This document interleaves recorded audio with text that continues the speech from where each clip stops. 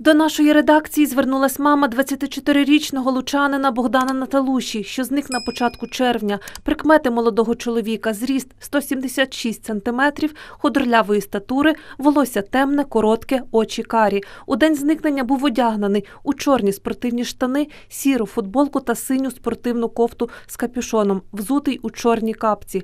Всі, хто має будь-яку інформацію про місцезнаходження лучанина, просимо телефонувати 102. Зник 6 червня в селі Шепель Волинської області. Його велосипед та куртку знайшли біля водойми, але самого досі не можемо знайти. Ми ведемо активні пошуки разом з поліцією, родиною, волонтерами.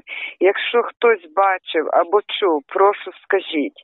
Для мене важлива будь-яка інформація. Я дуже прошу про допомогу.